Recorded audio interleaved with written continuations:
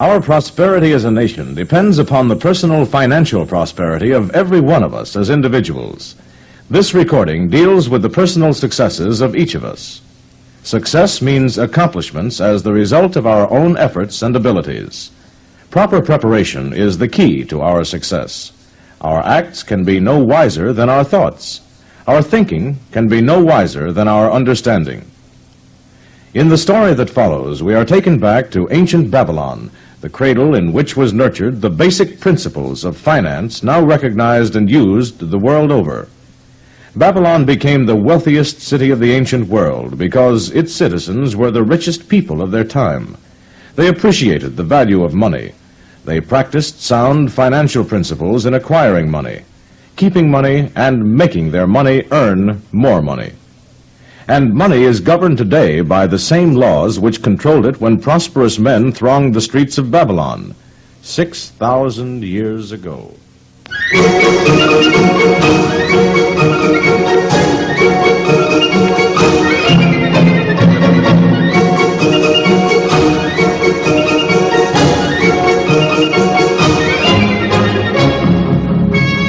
In old Babylon, there once lived a certain very rich man named Arcad. Far and wide he was famed for his great wealth. He was also famed for his liberality and generosity. But nevertheless, each year his wealth increased more rapidly than he spent it. And there were certain friends of Arcad's younger days who came to him and said, "You are more fortunate than we. You have become the richest man in all Babylon while we struggle for existence." Why? Once we were equal. We studied under the same master, we played in the same games, and in the years since you have been no more an honorable citizen than we. Why then should fate single you out to enjoy all the good things of life and ignore us who are equally deserving? Arcad didn't become angry at these questions. He answered them simply and honestly. My friends, if you have not acquired more than a bare existence in the years since we were younger, it's because you either have failed to learn the laws that govern the building of wealth, or else you do not observe them. In my youth, I looked about me and saw all the good things there were to bring happiness and contentment, and I realized that wealth increased the potency of all these. Wealth is a power. With wealth, many things are possible. One may ornament the home with the richest of furnishings. One may feast on the delicacies of far lands. One may buy the ornaments of the gold worker and stone polisher.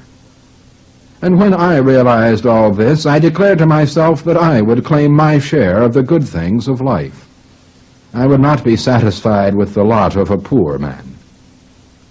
Being, as you know, the son of a humble merchant, and not being endowed, as you have so frankly said, with superior powers or wisdom, I decided that if I were to achieve what I desired, time and study would be required. As for time, all men have it in abundance. As for study, there are two kinds: the things we learn and know, and the training in how to discover what we do not know. I found employment as a scribe in the Hall of Records. There I labored long hours each day carving upon the clay tablets. Week after week and month after month I labored, yet for my earnings I had naught to show. Food and clothing and other things of which I cannot remember absorbed all my earnings. But my determination did not leave me. Then one day Algamish, the moneylender, came to the Hall of Records and ordered a special job, a copy of the 9th Law. He promised me additional pay if I would finish it within one day, but I refused. Instead, I said to him, "Algamish, you're a very rich man. Tell me how I may also become rich, and I'll complete your job without any additional fee." He hesitated a moment, then he agreed. All that night I carved on the tablets, even though my back pained and the smell of the wick made my head ache. But at sunup, when Algamish returned, the job was complete. Here are the tablets. They're finished. Very good. Very good. Now, tell me what you promised. Well, you've fulfilled your part of our bargain, my son, and I'm ready to fulfill mine. I will tell you these things you wish to know because I'm becoming an old man, and an old tongue loves to wag. Tell me the secret. Now, mark my words well, for if you fail to grasp their truth, your night's work will have been in vain. Listen, I found the road to wealth when I decided that a part of all I earned was mine to keep, and so will you. Is that all? All? It was sufficient to change the heart of a sheep herder into the heart of a moneylender. But all I earn is mine to keep, is it not? Far from it. Do you not pay the garment maker, the sandal maker? Do you not pay for everything you eat? Can you live in Babylon without spending? Fool! You pay everyone but yourself. You labor for others. Now listen to me. Suppose you did keep for yourself 1/10 of all you earn. How much would you have in 10 years? Why, well, let me see. About as much as I earn in 1 year. You speak but half the truth. Every gold piece you save is a slave to work for you. Every copper that it earns is its child that can also earn for you. If you would become wealthy, then what you save must earn, and its children must earn, that all may help to give you the abundance you crave. I think I understand. Remember, a part of all you earn is yours to keep. It should not be less than 1/10, no matter how little you earn. You see, wealth, like a tree, grows from a tiny seed. The first copper you save is the seed from which your tree of wealth shall grow. Farewell, my young friend. With those final words, Algamish took his tablets and went away. I thought much about what he had said, and it seemed reasonable. I decided to try it. Each time I was paid, I took one from each 10 pieces of copper and hid it away. And, strange as it may seem, I was no shorter of funds than before. A 12th month after Algamish had gone, he returned to the Hall of Records and spoke to me. Well, son, have you paid to yourself not less than 1/10 of all you have earned for the past year? Yes, master, I have. Oh, that's good. Very good. And what have you done with it? I've given it to Osmur, the brickmaker, who told me he was traveling over the far seas. We have an agreement. With my money, he'll buy rare jewels from the Phoenicians, and when he returns, we shall sell them at high prices, then divide the profits. Fool! Why do you trust the knowledge of a brickmaker about jewels? Would you go to a bread maker to inquire about the stars? I'm afraid your savings are gone. You have jerked your wealth tree up by the roots. But what is done is done. Try again. Plant another tree. Plant another tree. With that terse statement, Algamish, the moneylender, went away, leaving Arkad to ponder, to wonder, and to regret. Alas, and to my sorrow, it was just as Algamish had predicted. The Phoenicians proved to be scoundrels. They sold Osmur worthless bits of glass that looked like gems. Thus my first business venture was a disaster. But as Algamish had bidden me, I began again, saving each 10th copper, for I had now formed the habit, and it was no longer difficult. A full year passed, and at its end, Algamish returned. Well, Arkad, what progress have you made since I last saw you? I have paid myself faithfully, and my savings I have entrusted to Ager, the shield maker, to buy bronze. Each 4th month he doth pay me the rental. Excellent. And what do you do with the rental? Well, occasionally I do have a great feast with honey, spice cake, and wine, and I've also bought myself a scarlet tunic. A feast, you say? You're eating the children of your savings. How do you expect them to work for you? 2 more years passed, 2 years, in which I did my best to heed and practice the wisdom of Algamish. When I saw him again, his face was filled with deep lines, for he was becoming a very old man. But he was still interested in me and my desire for wealth. Arkad, hast thou yet achieved the wealth thou dreamed of? Not yet. That is, not all I desire. But some I have, and it earns more, and its earnings earn more. Ah, I see. And do you still take the advice of brickmakers? About brickmaking, they give good advice. Arkad, you have learned your lessons well.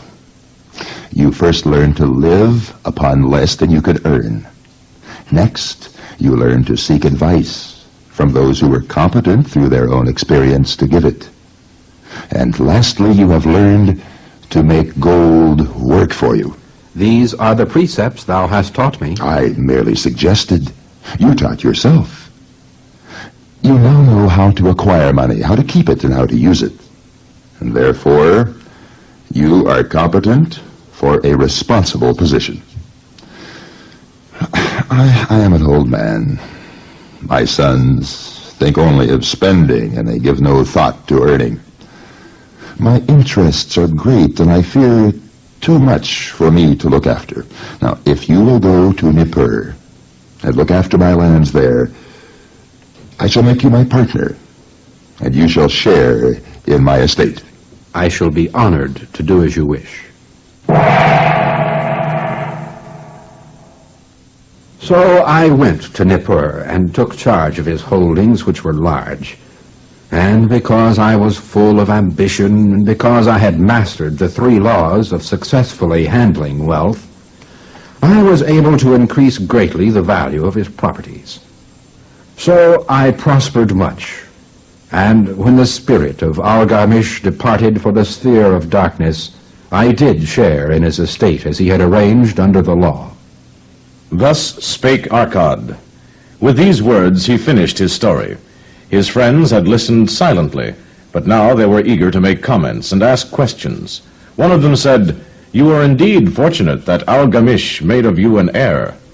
Arkad looked at his friend for a moment, and then spoke. Fortunate only in that I had the desire to prosper before I first met him. For 4 years, did I not prove my definiteness of purpose by keeping 1/10 of all I earned? Would you call a fisherman lucky who for years so studied the habits of fish that with each changing wind he could cast his nets about them? Ah, my friends, opportunity is a haughty goddess who wastes no time with those who are unprepared. Now the second man spoke. He said, "You must have had strong willpower to keep on after you lost your first year's savings. You are unusual in that way." Willpower? What nonsense! Do you think willpower gives a man the strength to lift a burden the camel cannot carry, or to draw the load the oxen cannot budge? Willpower is but the unflinching purpose to carry a task you set for yourself to fulfillment. When I set a task for myself, I complete it. Therefore, I am careful not to start too difficult and impractical tasks, because I love leisure. The first of his 2 friends interrupted Arkad at this point. He said, "If what you tell us is true, and it does seem reasonable and simple, well, if all men did it, there wouldn't be enough wealth to go around." Wealth grows wherever men exert energy. If a rich man builds a new palace, is the gold he pays out gone? No. The brickmaker has part of it, the laborer part of it, and the artist part of it. It is shared with everyone who labors on the house. Yet, when the palace is completed, is it not worth all it cost? And is the ground upon which it stands not worth more because it is there? Wealth grows in magic ways. No man can prophesy the limit of it. The second man pondered Arkad's words for a moment. Then he said, "No doubt everything you've said is true, but that was your experience. What about us? What can we do that we may also become rich?" My advice to you is the same priceless wisdom that Algamish gave to me. Say this to yourselves: a part of all I earn is mine to keep. Say it in the morning when you first arise. Say it at noon. Say it at night. Say it at each hour of every day. Say it to yourself until the words stand out like letters of fire across the sky. Impress yourself with the idea. Fill yourself with the thought. As the amount of your treasure grows, it will stimulate you. A new joy of life will thrill you. Greater efforts will come to you as you earn more. Then learn to make your savings work for you. Make their children and their children's children work for you. Remember also to exercise moderation. Enjoy life while you're here. Do not overstrain or save too much. If 1/10 of all you earn is as much as you can comfortably keep, be content to keep this portion. Live according to your income and let yourself not become niggardly and afraid to spend. Life is good, and life is rich with things worthwhile and things to enjoy.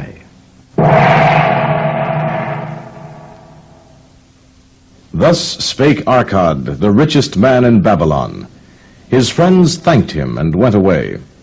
One of them was silent because he had no imagination and could not understand. But the other man had a new light in his eyes. He realized that Arkad's story was the essence of truth. He knew that Algamish, the moneylender, had come back each time to the room of the scribes because he was watching Arkad work his way out of darkness into the light. And when Arkad found the light, a place awaited him. No one could fill that place until he had for himself worked out his own understanding, until he was ready for opportunity. The lesson is clear. The turning point in his life came upon that day when he realized the truth that had come from Algamish to Arkad, and from Arkad to you. A part of all you earn is yours to keep.